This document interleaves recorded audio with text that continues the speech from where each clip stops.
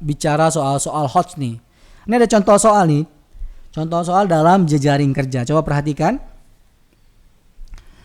Anda dan tim Anda diberikan tugas baru oleh pimpinan. Tugas baru, ya. Yang memberikan tugasnya siapa? Pimpinan. Oke. Tugas tersebut merupakan tugas yang lumayan baru dan memang totally ada beberapa teman itu nggak pernah mengerjakan sebelumnya. Ya, begitu juga dengan kita. Akhirnya karena nggak pernah mengerjakan, kita merasa kebingungan dan juga mereka semua belum memahami maksud dan cara mengerjakan tugas baru tersebut. Sikap kita gimana kira-kira?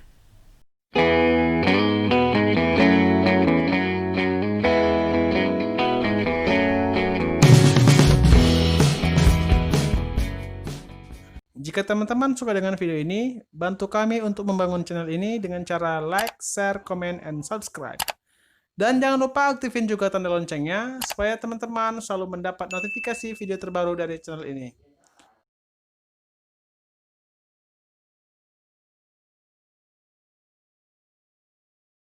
Assalamualaikum warahmatullahi wabarakatuh. Selamat datang di Bimbel Online Konstanta. Hari ini kita akan bicara tentang tes karakteristik pribadi atau TKP, jejaring kerja. Inilah materi yang akan kita bahas, ya. Bersama-sama dengan teman-teman yang lain kita akan membicarakan tentang satu dari beberapa subtema yang ada di tes karakteristik pribadi. Jejaring kerja merupakan satu dari beberapa materi tersebut. Oke, Sobat Konstanta semuanya. Kita langsung masuk ke materinya. Jejaring kerja. Jejaring kerja ini setidaknya ada 4 subtema di dalamnya. Yang pertama adalah bicara soal networking atau jejaring kerja. Yang kedua, kemampuan mengendalikan diri. Ya. Yang ketiga, kemampuan bekerja sama dengan kelompok. Yang keempat adalah kemampuan atau skill kita untuk mempengaruhi, menggerakkan, dan mengkoordinir orang lain. Inilah yang dibutuhkan dalam membangun sebuah jejaring kerja atau networking. Teman-teman semuanya, jejaring kerja itu mengedepankan keinginan dan kemampuan yang sangat kuat untuk memperkuat dan memperluas jaringan kerja dengan baik. Mitra kita atau rekan kita dalam jaringan itu ada banyak macamnya, mulai dari masyarakat, institusi dalam negeri, institusi dari luar negeri. Itu yang akan kita hadapi jika kita masuk dalam sebuah organisasi birokrasi di pemerintahan. Nah, pada soal jejaring kerja biasanya terdapat unsur kinerja dan koreksi. Jadi ada juga check and balance di dalamnya. Oke. Kemudian kemampuan mengendalikan diri. Ini adalah suatu tes ya. Itu tes kemampuan untuk mengendalikan diri, tujuannya adalah mengukur tingkat kedewasaan seseorang dalam mengontrol emosinya ketika menghadapi situasi tertentu yang tidak disukainya. Nah, skill ini nih, kemampuan ini itu merupakan salah satu inti dari kedewasaan seseorang, maturitas seseorang ya. Setiap orang pasti bertambah tua, namun belum tentu bertambah dewasa. Nah, yang jadi faktor utamanya adalah atau menjadi kriteria penilaian utamanya adalah apakah orang tersebut makin dewasa atau tidak, adalah kemampuannya makin mampu untuk mengendalikan diri atau tidak. Oke, berikutnya. Kemampuan bekerja sama dengan kelompok. Ini penting ya, karena kita tidak bisa menjadi Superman yang sangat mungkin menjadi super team. Kemampuan bekerja dalam kelompok itu tujuannya adalah mengukur tingkat kedewasaan Anda, ya, tes tersebut. Tes kemampuan bekerja sama dalam kelompok ini tujuannya mengukur tingkat kedewasaan dalam kerjasama dan mempertanggungjawabkan atau menanggung resiko dari apa yang telah dilakukannya untuk dilakukan oleh tim yang berada di dalam atau di bawah kewenangannya. Jadi bicara soal tanggung jawab. Ya, tidak cuma sekedar bekerja sama, tapi ujungnya adalah bicara tentang tanggung jawab. Kemampuan bekerja sama dalam kelompok dan karakter bertanggung jawab ini sangat penting. Sangat penting untuk dimiliki oleh setiap pegawai. Karena setiap tindakan seorang pegawai akan memiliki efek atau dampak yang sangat luas ke masyarakat, ya, dan termasuk pegawai lainnya. Jadi materi ini, konten ini sangat penting. Berikutnya, yang terakhir, yang keempat adalah kemampuan menggerakkan dan mengkoordinir atau mengkoordinasi orang lain. Tes kemampuan menggerakkan dan mengkoordinasi orang lain tujuannya untuk mengukur seberapa kuat pendirian Anda ya dalam membuat sebuah keputusan-keputusan, kebijakan-kebijakan, policy-policy yang sangat sulit dan dilematis. Ini memang soal-soalnya agak ribet nanti ya. Kemampuan kita untuk mengukur ya, memilih. Nah, seseorang yang tegas, kalau dia tegas, otomatis dia tidak akan ragu-ragu membuat sebuah keputusan yang benar meskipun ada dampak atau efek yang ditimbulkan bagi orang-orang tertentu. Ya. Namun orang yang nggak tegas, orang yang kurang tegas atau cenderung peragu, ya, cenderung peragu akan mengalami kesulitan dia mengambil keputusan. Ya. Sangat sulit dia mengambil keputusan yang benar terhadap sebuah hal, sebuah perkara karena takut atas sesuatu atau seseorang. Nah, karakter ketegasan ini menjadi poin utama penting dalam penilaian kemampuan menggerakkan dan mengkoordinir orang lain dan menjadi hal yang penting bagi calon ASN. Inilah materinya. Saya rasa nggak usah terlalu banyak materi ya. Kita mau coba bicara soal-soal HOTS nih. Ini ada contoh soal nih. Contoh soal dalam jejaring kerja. Coba perhatikan. Anda dan tim Anda diberikan tugas baru oleh pimpinan. Tugas baru ya. Yang memberikan tugasnya siapa? Pimpinan. Oke. Tugas tersebut merupakan tugas yang lumayan baru dan memang totally ada beberapa teman itu tidak nggak pernah mengerjakan sebelumnya. Ya, begitu juga dengan kita. Akhirnya karena nggak pernah mengerjakan, kita merasa kebingungan dan juga mereka semua belum memahami maksud dan cara mengerjakan tugas baru tersebut. Sikap kita gimana kira-kira? Pilihannya ada A, B, C, dan D dan E. Yang pertama, perhatikan. Saya yakin bahwa para anggota tim juga dapat belajar sendiri untuk memahami cara menyelesaikan tugas tersebut. Itu yang pertama, dia yakin. Yang kedua nih, sikap yang kedua. Saya akan mempelajari tugas tersebut, lalu membagi pengetahuan saya kepada anggota tim yang lain. Nah nih, ya, dia pelajari dulu baru kasih ke anggota timnya. Yang ketiga, yang C, saya akan meminta bantuan rekan kerja yang paling pintar. Ada yang paling pintar di dalam, paling pintar untuk mempelajari. Kemudian menjelaskannya pada semua anggota tim. Kelihatan ya beda-bedanya ya. Yang keempat D, kami mengerjakan, berarti bersama-sama ya. Sesuai dengan pemahaman kami saja nggak apa-apa. Tapi kalau nanti ada kesulitan, kita akan selesaikan dan mencari jalan keluar bersama-sama pula. Ya, oke. Yang kelima atau poin E, pimpinan yang memberikan tugas, tadi kita punya bos, kita punya atasan, punya pimpinan, memberikan tugas pada kita, sebaiknya menjelaskan terlebih dahulu bagaimana mengerjakan tugas tersebut sebaik-baiknya. Jadi nggak bingung anggotanya, benar ya? Nah, kira-kira yang mana nih? A, B, C, D, E ini kayaknya semua benar semua nih ya. Oke? Coba kita bahas ya. Kita bahas kira-kira yang mana nih? Yang mana yang perlu kita lihat ya? Gimana kalau kita identifikasi dulu yang salah-salah dulu deh, yang agak ribet ya kayaknya. Nah, yang paling menurut saya dari 5 pilihan yang baik ini, ada satu pilihan yang menurut saya paling tidak baik ya. Paling tidak baik. Yaitu adalah poin E. Ya. Jadi dalam jejaring kerja, kita tidak boleh langsung lempar lagi ke atas ke pimpinan. Kita kan diminta untuk menyelesaikan tugas, ya. Jadi kita tidak perlu mengkoreksi pimpinan dalam hal ini karena tugas itu sudah diberikan kepada kita. Ya, tugas dan wewenang sudah diberikan pada kita. Jadi memang tugas kita untuk mencari tahu bagaimana menyelesaikan tugas tersebut. Jadi menurut saya pilihan yang sangat tidak boleh dipilih itu ini, ya.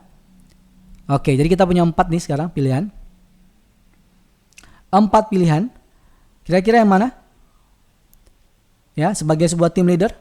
Iya, saya abaikan, saya coba singkirkan ini dulu ya, yang poin C.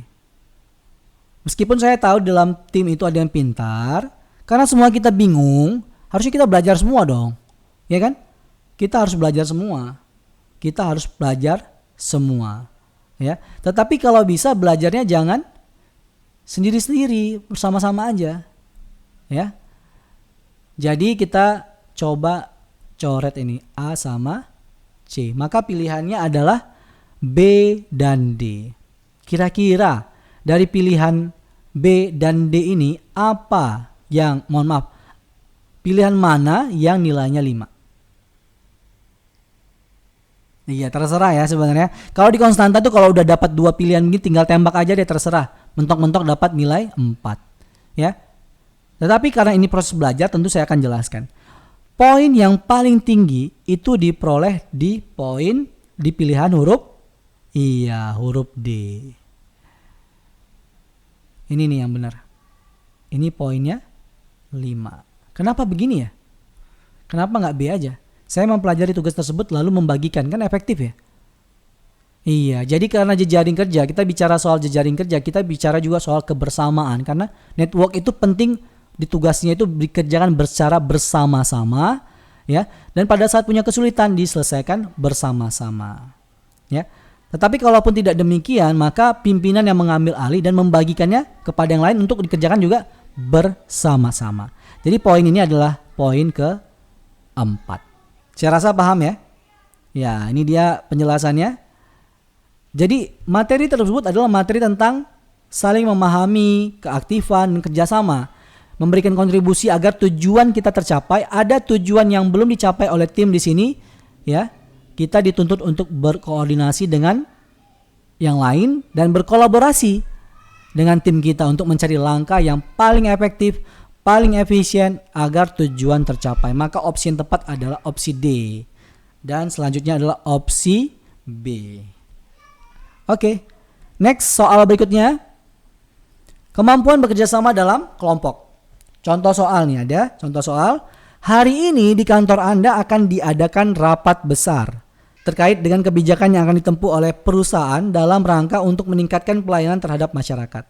Semua karyawan yang mewakili divisi masing-masing diminta untuk menyampaikan ide, gagasan mereka pada saat rapat berlangsung. Ya, Anda pun telah menyampaikan ide Anda. Dari ide Anda tersebut mewakili, tidak secara pribadi saja, tetapi mewakili divisi Anda. Namun rekan yang lain itu kurang setuju atau kurang mendukung ide dan gagasan yang Anda ajukan karena dinilai tidak memiliki perubahan signifikan terhadap perusahaan ke depannya. Sikap kita kira-kira ngapain ya? Oke, ini kita ada beberapa pilihan. Yang pertama, A, mencoba membicarakan lebih jauh dengan rekan perwakilan divisi yang lain maksud dan gagasan yang kita lakukan, yang kita ajukan dan dampaknya pada perusahaan. Jadi kita bicarakan lagi, ya. Yang kedua, yang B, mencari dukungan. Nah, kita bernegosiasi, cari dukungan, ya, dengan ketua rapat, ya, dan memberikan data-data yang mendukung gagasan Anda yang agar diterima. Intinya negosiasi. Yang C, membicarakan dengan rekan divisi lain untuk memadukan gagasan yang kita punya, ya. Membicarakan juga, tetapi memadukan. Ini ada kata-kata penting, memadukan di sini. Kita memadukan, ya. Berbeda dengan ini nih, kita membicarakan lebih jauh ya, tapi gagasannya sama, itu juga. Nah, yang D itu adalah menggantinya dengan ide lain. Nah, ide juga berubah ya. Menggantinya dengan ide lain yang lebih baik dan dapat diterima oleh semua perwakilan divisi. Yang E, merumuskan ide tersebut secara detail. Ya, secara detail. Ya, idenya tetap sama tapi didetail. Didetailing ya, dirinci. Agar rekan-rekan yang lain mengerti bahwa gagasan yang Anda sampaikan berdampak baik bagi kemajuan perusahaan. Nah, kira-kira yang mana nih yang punya chance dapat poin 4 dan atau poin 5? Ya. Nah, kita lihat. Sub topik ini bicara tentang keterbukaan, saling kerjasama, dan selalu melibatkan orang lain. Jadi kita melibatkan orang lain, masalah gagasan Anda dinilai kurang memberikan perubahan signifikan atau seperti apa, itu biasa saja ya. Solusi pertama yang bisa kita lakukan adalah memadukan gagasan. Itu yang penting. Ya, memadukan gagasan dengan yang lain sehingga opsi C itu yang paling baik. Ya. Jadi di antara opsi-opsi ini, opsi yang paling bagus adalah opsi C. Ya. Opsi C. Kira-kira yang keempat yang mana ya? Iya, yang keempat yang mana kira-kira? Ini yang 5. Yang 4 adalah poin keempat. Adalah huruf D. Nah, ini dia pilihannya C, D, E, A, B. Oke, kita masuk soal berikutnya. Kemampuan mengendalikan diri. Contoh soal. Ketika Anda hendak pergi ke kantor, kita mau ke kantor, kita melewati jalan raya dan kita melihat banyak orang membuang sampah di dekat tempat pembuangan sampah. Dan sampah tersebut berserakan di pinggir jalan dan mengganggu pemandangan serta mengganggu alur jalannya kendaraan. Kira-kira nih, apa yang akan Anda lakukan saat Anda melihat keadaan tersebut? Yang pertama, segera merapikan sampah itu tanpa pikir panjang demi kepentingan pengguna jalan lain dan masyarakat banyak. Wah, ini mulia sekali ya. Yang kedua, B, melewati dan membiarkannya begitu saja karena bukan tanggung jawab saya. Ini sangat tidak peduli sekali ya kan. Jadi ekstrim ya. A dan B ini ekstrim. Ya. Kalau udah ekstrim biasanya jangan dipilih ya. Yang C, memberitahu orang yang ada di sekitar jalan untuk memungut sampah tersebut dan membuang pada tempat pembuangan sampah yang disediakan. Jadi kita beritahu. Yang keempat, yang poin D, memvideo dan foto selanjutnya diviralkan melalui media sosial, apalagi yang followernya banyak, agar semua orang paham kondisi di sekitar tempat pembuangan sampah. Bagus juga ya. Bagus juga menurut saya. Ya. Yang E, menelepon pihak berwenang yang bertanggung jawab dengan sampah ini. Apakah dinas kebersihan ataupun unit-unit di pemerintah yang punya kewenangan dalam menyelesaikan ini. Ya, dari sini kita bisa tahu bahwa jangan sekali-sekali pilih ini ya, nggak usah nih yang ekstrim-ekstrim kayak begini, nggak perlu lah. Ya, yang kelihatan ingin tampak luar biasa sama yang tidak peduli sama sekali ya. Dari poin C, D, dan E, mana kira-kira yang mau kita pilih? Iya, kita jangan lupa ya. Kita pengen buat baik tapi kita mau ke kantor, jadi kita nggak boleh terlambat karena ke kantor tuh penting. Kita mau kerja kan? Ya. Jadi kita harus mempertimbangkannya juga dan dampak dan apa yang kita lakukan kepada diri kita dan juga orang lain. Sehingga yang paling efektif ya yang bisa kita pilih itu adalah poin C dan poin E. Kalau yang D ini gimana ya? Memvideokan kan lumayan nih jadi viral. Ya, kalau poin D ini manfaatnya ada, cuman tidak efektif ya atau kurang efektif ya. Belum tentu kan setelah melihat foto viral kemudian dibersihkan juga belum tentu, malah mungkin bisa menimbulkan kegaduhan. Maka poin yang paling relevan, pilihan yang paling relevan adalah C dan E. Pertanyaannya, dari C dan E ini mana yang paling efektif dan yang mana yang paling efisien? Yang mana kira-kira poinnya 5? Iya, poin 5-nya adalah huruf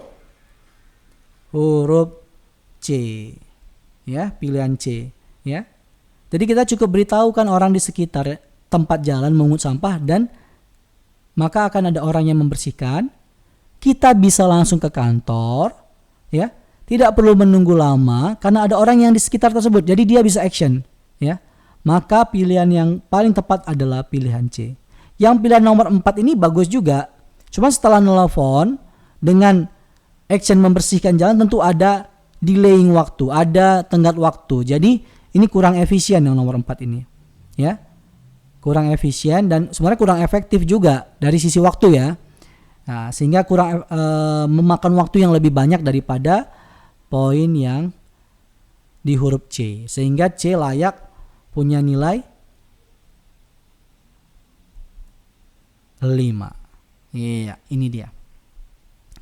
Layak dapat nilai 5. Kalau di sini penjelasannya tuh topik kemampuan mengendalikan diri bicara soal indikator kesadaran diri untuk melakukan tindakan yang diyakini kebenarannya untuk edukasi. Anda melihat sampah berserakan di jalan raya, ada edukasi ya, kita ngasih tahu ke orang untuk dibersihkan. Maka opsi C adalah yang paling benar dalam hal tersebut. Anda menunjukkan bahwa Anda memiliki kesadaran. Nah, tadi nggak boleh pilih B ya. Nah, yang nggak sama sekali tidak sadar. Dan mengambil tindakan untuk solusi dari masalah yang ada, untuk edukasi. Jadi ada fungsi edukasi di dalam dan masalah cepat selesai.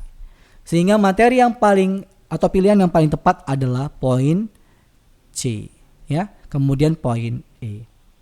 Masalah selesai dan kita bisa memberikan edukasi dan kita juga tetap bisa ke kantor tepat waktu. Oke, saya rasa cukup sekian materi kita hari ini. Tentang jejaring kerja, jangan lupa saksikan video materi berikutnya sosial budaya hanya di Bimbel Online Konstanta. Kalau ada yang salah-salah saya mohon maaf. Assalamualaikum warahmatullahi wabarakatuh.